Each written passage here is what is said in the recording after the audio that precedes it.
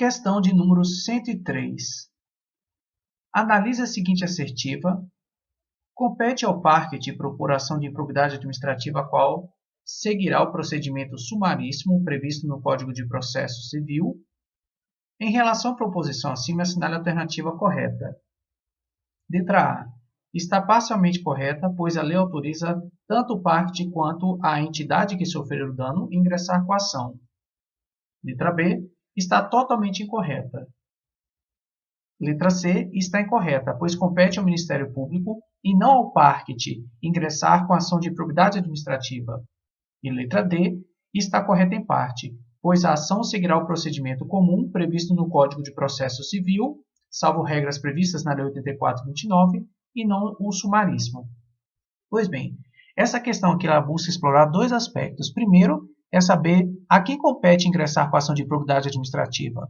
O segundo é saber qual é o procedimento que vai ser seguido após o ingresso dessa ação. Vai ser o rito sumário, o rito comum ou o rito sumaríssimo. E aí, vocês fazem ideia de qual deve ser a resposta? Analisando aqui o próximo slide, que é o de número 219, a gente vai encontrar que a resposta é letra D. A letra D é aquela que diz: está correta em parte, pois a ação seguirá o procedimento comum previsto no Código de Processo Civil, salvo regras previstas na Lei 8.429 e não sumaríssimo. O artigo 17 da Lei 8.429 diz o seguinte: a ação, para a aplicação das sanções de que trata esta lei, será proposta pelo Ministério Público e seguirá o procedimento comum previsto no Código de Processo Civil, salvo disposto nesta lei. Antigamente, o texto da lei de improbidade administrativa previa que a entidade, que sofrera lá o dano, por exemplo, ela também poderia ingressar com a ação. Hoje em dia, a gente deve memorizar que a quem compete ingressar com a ação de improbidade administrativa? Resposta: Ministério Público. E qual vai ser o rito desta ação após ela ser intentada junto ao Poder Judiciário? Vai ser o procedimento comum. Se você me perguntar qual é a diferença do procedimento comum, talvez do rito comum, ou até mesmo do sumário, do sumaríssimo, acho que não vale a pena a gente adentrar nessa discussão agora. O que é mais importante é você lembrar que quem entra com a ação de improbidade é o Ministério Público e o procedimento será o comum, a não ser alguma coisa que esteja determinada na lei de improbidade de modo diverso. Avançando, nós entramos na questão 104, que diz: analise a seguinte assertiva. Compete ao Ministério Público propor ação de improbidade administrativa, a qual seguirá o procedimento comum previsto na Lei de Improbidade Administrativa. Em relação à proposição acima, assinale a alternativa correta. Letra A. Está parcialmente correta, pois a lei autoriza tanto o parquet quanto a entidade que sofrer o dano ingressar com a ação. Letra B. Está totalmente incorreta. Letra C. Está incorreta. O rito será o sumário e não o comum. E letra D. Está parcialmente correta, pois a ação seguirá o procedimento comum previsto no Código de Processo Civil, salvo regras previstas na Lei 8.429 e não sumaríssimo. A propósito, eu esqueci de comentar na questão passada, mas dá para comentar agora até porque essa questão 104 ela está relacionada a 103, é que parquet é sinônimo de Ministério Público. É um termo técnico muito utilizado para se referir ao Ministério Público, parquet. Mas então, qual será a resposta dessa questão? A assertiva diz: compete ao Ministério Público propor ação de improbidade administrativa, a qual seguirá o procedimento comum previsto na Lei de Improbidade Administrativa. A gente vai ver que para essa questão a resposta será a letra D, que diz o seguinte: está parcialmente correta, pois a ação seguirá o procedimento comum previsto no Código de Processo Civil e não sumaríssimo. Então, o rito está previsto no Código de Processo Civil e não o procedimento comum que está previsto na Lei de Improbidade Administrativa. É importante a gente saber distinguir isso daí, Ele está previsto na Lei 13.105, que é o Código de Processo Civil, a não ser exceções que constam na Lei de Improbidade. A questão 105 diz o seguinte: Ramones é membro do Ministério Público. Em conversa com um colega de trabalho, o perguntou sobre um detalhe acerca das novas disposições da Lei de Improbidade. Seu colega afirmou que a ação de improbidade deverá ser proposta perante o foro do local onde ocorrer o dano ou o foro da pessoa jurídica prejudicada. Em relação a esta colocação, assinale a alternativa correta. Então, ele quer saber a alternativa correta. Letra A. Está incorreta, visto que a ação de improbidade deverá ser proposta perante o foro do local onde ocorrer o dano somente. Letra B está incorreta, visto que a ação de improbidade deverá ser proposta perante o foro da pessoa jurídica prejudicada somente. Letra C está parcialmente correta, visto que a ação de improbidade poderá ser proposta, além do que mencionado, no foro do domicílio do réu. E letra D está incorreta. E aí, pessoal, qual será a resposta alternativa correta para essa questão? Cabe discutir aqui, discutir não, mas cabe aqui tecer alguns breves comentários a respeito disso. Ora, a gente tem Ministério Público no Rio de Janeiro, no São Paulo, porque ele é um órgão estadual, temos inclusive o Ministério Público da União, né, o Ministério Público Federal. E aí, em face de dado acontecimento, a gente tem que definir em qual fórum de justiça, por exemplo, a gente vai ingressar. A gente vai ingressar com a nossa ação, a gente que eu quero dizer, o Ministério Público, ele vai ingressar com a ação em que fórum exatamente, né? Localizado em que local? Ele vai ingressar no TJMG? Ele vai ingressar ao Ministério Público que está localizado lá em Brasília, né, no STJ?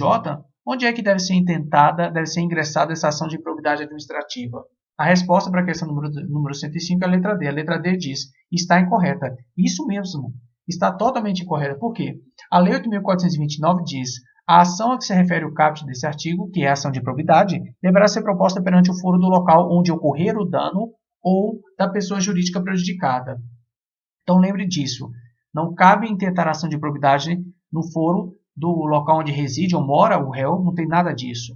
A gente vai propor em um desses dois locais, no foro do local onde ocorrer o dano ou no foro da pessoa jurídica prejudicada. Avançando aqui, então, para a próxima questão 106, diz o seguinte, Ramones é membro do Ministério Público. Em conversa com um colega de trabalho, perguntou sobre um detalhe acerca das novas disposições da Lei de Probidade.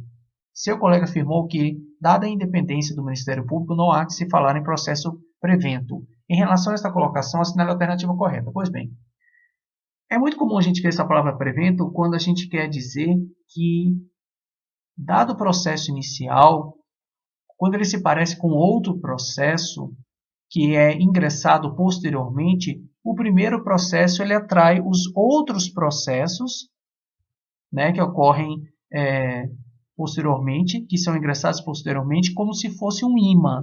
Aí a gente costuma dizer que o juiz ficou prevento, né? Mas e aí, como é que fica a questão do Ministério Público, né? Vocês entenderam o que significa prevento? Quando, por exemplo, eu ingresso com a ação, ela é muito semelhante a outras ações que são posteriormente ingressadas, né? São intentadas. E aí, como é que fica? Cada juiz vai julgar determinada ação? Não, porque aí a gente vai ter uma mistura, né? Uma salada de fruta de decisões. Então, para a gente tentar uniformizar isso, o meu processo, como ele entrou primeiro, ele puxa os demais processos para aquele juiz. Mas aqui estamos tratando do Ministério Público. Então, essa foi uma explicação assim bem amistosa, tá, pessoal? Sem muitos termos técnicos. Então, a questão 6 diz o seguinte. Ramones é membro do Ministério Público. Em conversa com um colega de trabalho, o perguntou sobre um detalhe acerca das novas disposições da Lei de Improbidade. Seu colega afirmou que, dada a independência do Ministério Público, não há que se falar em processo prevento. Em relação a esta colocação, assinale a alternativa correta. Letra A. Está incorreta, visto que a propositura da ação de improbidade prevenirá a competência do juízo para todas as ações posteriormente intentadas que possuam a mesma causa de pedir ou o mesmo objeto. Letra B. Está incorreta, visto que a propositura da ação de improbidade prevenirá a competência do juízo para todas as ações posteriormente intentadas que possuam o mesmo objeto, porém não a mesma causa de pedir. E letra C. Está correta, visto que se trata de uma das inovações da Lei de Probidade. Por fim, letra D está correta em parte, pois é a autonomia do Ministério Público que impõe essa condição e não sua independência. Vou dar um tempinho para vocês pensarem.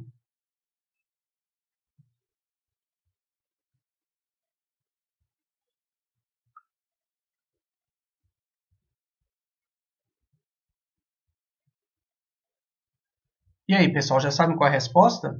No próximo slide, a gente vai ver que a resposta é a letra A. A letra A é a que dizia, está incorreta, visto que a propositura da ação de improbidade prevenirá a competência do juízo para todas as ações posteriormente intentadas que possuam a mesma causa de pedir ou mesmo objeto. Isso é o que diz a Lei de Probidade Administrativa. Diz assim, a propositura da ação a que se refere o caput desse artigo, ou seja, a ação de improbidade administrativa, prevenirá a competência do juízo para todas as ações posteriormente intentadas que possuam a mesma causa de pedir ou o mesmo objeto. Isso significa o quê? É aquilo que eu disse. Uma ação ela foi intentada por determinado Ministério Público em relação a determinado fato, e aí aquele juiz ele vai tender a julgar todas as demais ações que possuam a mesma causa de pedir o mesmo objeto, para fins de uniformização, para que um juiz, um outro juiz, e aí um outro juiz ainda não determine, não dê decisões totalmente contrárias uma da outra.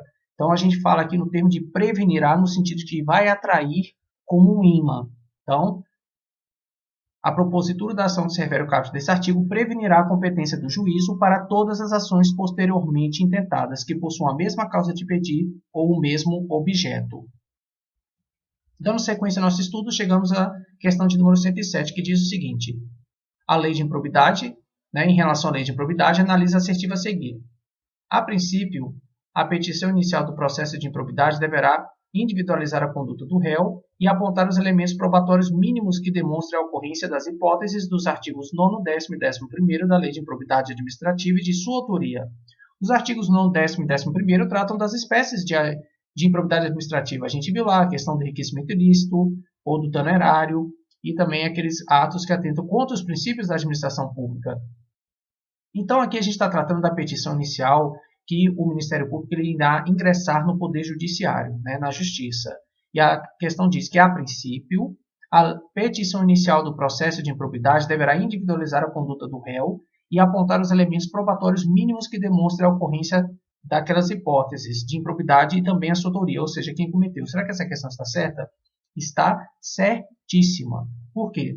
O parágrafo 6º do artigo 17 diz o seguinte: e agora a gente vai começar a estudar as características da petição inicial. A petição inicial observará o seguinte: inciso 1º, deverá individualizar a conduta do réu e apontar os elementos probatórios mínimos que demonstrem a ocorrência das hipóteses dos artigos 9º, 10º e 11º dessa lei e de sua autoria, salvo impossibilidade devidamente fundamentada. Então, dizer que a petição inicial do Ministério Público ela vai ser rejeitada se o promotor ou procurador não individualizar a conduta do réu, ou talvez não apontar os elementos probatórios mínimos que demonstrem a ocorrência de hipóteses, das espécies de improbidade ou até da sua autoria, dizer que isso daí significa que de cara o juiz ele vai declinar a petição inicial, não é assim não. Não é tão rigoroso assim não, porque a lei diz, salvo impossibilidade devidamente fundamentada. Então, o promotor ou procurador, quando ele estiver lá redigindo a sua petição inicial, da improbidade, que é o primeiro documento que ele entra na justiça, ele deve explicar por que, a razão, a justificativa de ele não ter apontado esses aspectos em sua petição inicial. É por isso que a questão 107 diz, a princípio, a petição inicial do processo de improbidade deverá individualizar. Então, esse a princípio, ele relativiza em relação à palavra deverá, Bom, dando sequência aqui, chegamos à questão de número 108, que diz, membro do Ministério Público não apontou em peça vestibular os elementos probatórios mínimos que demonstram a ocorrência de ato de improbidade administrativa e que causa enriquecimento ilícito por parte de certo gestor público. Em relação à lei de improbidade e de suas disposições, analisa a assertiva a seguir. Há chances de a petição inicial ser rejeitada pelo magistrado caso não seja fundamentada a impossibilidade de se fazer tal apontamento. Exatamente. Foi o que eu acabei de citar, que é aquela questão, a não ser, salvo se houver impossibilidade devidamente fundamentada. O Ministério Público estava impossibilitado de individualizar a conduta do réu por alguma razão, ou talvez de apontar algum dos elementos probatórios mínimos que demonstrem a ocorrência daquelas espécies de improbidade ou até mesmo da autoria. Então, a questão está corretíssima. Questão 109. A nova redação dada à Lei 8.429, de 2 de junho de 1992, exige que a petição inicial de improbidade administrativa seja específica a ponto de indicar um dos atos desonestos descritos na referida lei. Vocês lembram que eu disse lá atrás, no começo do nosso estudo dirigido, que probidade tem a ver com honestidade e improbidade tem a ver com desonestidade? Pois então, essa questão está certa. Diz assim: a lei de improbidade, a petição inicial observará o seguinte, deverá individualizar a conduta do réu e aí vem o pulo do gato, apontar os elementos probatórios mínimos que demonstrem a ocorrência dessas hipóteses de improbidade, ou seja, estão relacionadas à questão da desonestidade, pois se trata de improbidade. Portanto, a questão está correta. Avançando para a questão de número 110, nós temos a nova redação dada à Lei 8.429, de 2 de junho de 1992, exige que a petição inicial de improbidade administrativa promova a personalização caracterizadora do comportamento de cada suspeito no tocante ao cometimento de ato improbo. Perfeitíssimo! Essa questão também está correta. A Lei de Improbidade Administrativa diz que a petição inicial observará o seguinte: deverá individualizar a conduta do réu. É claro que aqui foi utilizado, né, pessoal, uma forma até mais florida, né, de expressar essa ideia, mas a questão está correta quando diz que a Lei de Improbidade Administrativa exige que a petição inicial de improbidade ela promova, ela realize a personalização caracterizadora do comportamento de cada suspeito no tocante ao cometimento de ato improbo. É justamente isso, a questão de individualizar a conduta do réu. O réu X, ele cometeu isso, isso e aquilo outro e mais aquilo outro. É assim que funciona.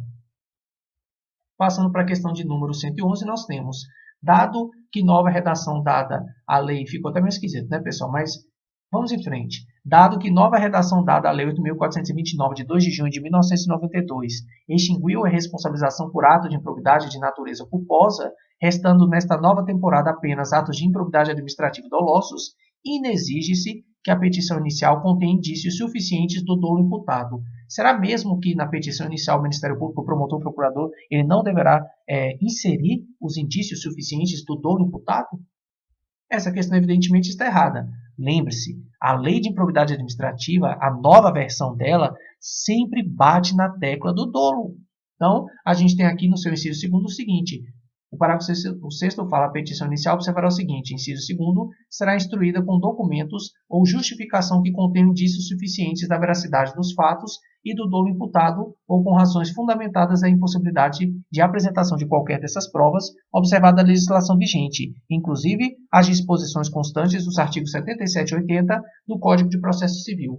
Então, essa petição inicial, não basta o cara redigir ela, né, o promotor, o procurador, ele também deve o quê? Instruir, ou seja, reforçar, né, tornar ela mais robusta com documentos, né, que contenham indícios suficientes, né, documentos que prove aquele ato improbo, ou então, se ele não tiver documentos, o promotor, o procurador, para provar aquele ato improbo, ele deve justificar, né, contendo aí esses indícios suficientes. Ele disse documentos ou justificação que contém indícios suficientes da veracidade dos fatos e do dolo imputado. Está aí a nossa resposta, do dolo imputado, deve constar também na petição inicial. A questão 112 diz, no tocante à instrução da petição inicial de improbidade administrativa, a veracidade dos fatos não necessariamente deverá estar embasada em documentos. Corretíssima. Por quê? A gente tem aqui, no seu parágrafo 6º, no artigo 17, essa flexibilização na elaboração da petição inicial, que diz que ela será instruída com documentos ou justificação que contém indícios suficientes da veracidade dos fatos e do dolo imputado, ou com razões fundamentadas da impossibilidade de apresentação de qualquer dessas provas. Então, voltando aqui para a questão, ela dizia, no tocante à instrução da petição inicial de improbidade administrativa, a veracidade dos fatos não necessariamente deverá estar embasada em documentos. Às vezes, o promotor ou o procurador não tem documentos, né, para poder anexar a sua petição inicial. Passando para a questão de número 113, nós temos, são justificativos que poderão constar na petição inicial de improbidade administrativa em razão de ausência. Né? Então, peraí, o que foi que o enunciado disse? Ausência. Então, quais são as justificativas que cabem serem feitas em razão de ausência? Uma delas não cabe. É a A, B, C ou D. Letra A, indícios suficientes da veracidade dos fatos assentados em documentos. Letra B, dolo imputado é autoria. Letra C, ocorrência de uma das hipóteses dos artigos 9º, 10º e 11º da Lei 84/20, de 2 de julho de 1992, que na verdade é 84/29, né, pessoal? E só um erro aqui, só uma rápida correção. E letra D, culpa imputada e individualização da conduta do réu. Qual será que está equivocada aqui? Olha, eu vou adiantar para vocês. A resposta é letra D. Por que letra D de Daniel? Porque está escrito culpa imputada. Não, senhor. Na nova temporada da Lei de Improbidade Administrativa, não vamos mais trabalhar com o elemento culpa, somente com o elemento dolo. Portanto, a questão que está correta, já que ele pede exceto, né, é a letra D. Ele pede errado, é a letra D. Então, se você der uma olhada lá nos incisos 1º e 2º, que a gente já estudou, você vai encontrar todos esses outros elementos da letra A, B e C. Chegamos à questão de número 114, que diz: sobre a lei de improbidade administrativa, analisa assertiva a seguir. As disposições do Código de Processo Civil no que toca a deveres das partes, de seus procuradores e de todos aqueles que de qualquer forma participem do processo, bem como a litigância de má-fé, são aplicáveis à petição inicial de improbidade administrativa. Se você quiser saber onde está isso, veja o seguinte. No inciso 2º do parágrafo 6º do artigo 17, nós temos o seguinte trecho: a petição inicial observará o seguinte. Aí ele coloca assim: será instruída com documentos ou justificação que contenham indícios suficientes da veracidade dos fatos e do dolo imputado ou com razões fundamentadas da impossibilidade de apresentação de qualquer dessas provas, observada a legislação vigente, inclusive as disposições constantes dos artigos 77 e 80 do Código de Processo Civil. Se você for lá no Código de Processo Civil e der uma olhadinha nesses artigos 77 e 80, vai encontrar justamente esses detalhes que foram citados aqui, que ele fala: sobre a lei de improbidade administrativa, analisa assertiva a seguir. As disposições do Código de Processo Civil no que toca a deveres das partes, de seus procuradores e de todos aqueles que de qualquer forma participem do processo, bem como a litigância de má-fé, são aplicáveis à petição inicial de improbidade administrativa. Então, a petição inicial de improbidade administrativa, ela deverá conter todos aqueles detalhes que a própria lei de improbidade administrativa cita e deverá atender também a demais requisitos que constam no Código de Processo Civil.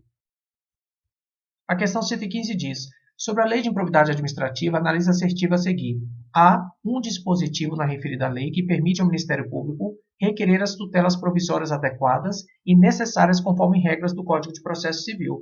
Realmente, pessoal, já ouvimos falar das tutelas anteriormente. O parágrafo 6º-A do artigo 17 diz: o Ministério Público poderá requerer as tutelas provisórias adequadas e necessárias nos termos dos artigos 294 a 310 do Código de Processo Civil. Então, essa questão está certíssima.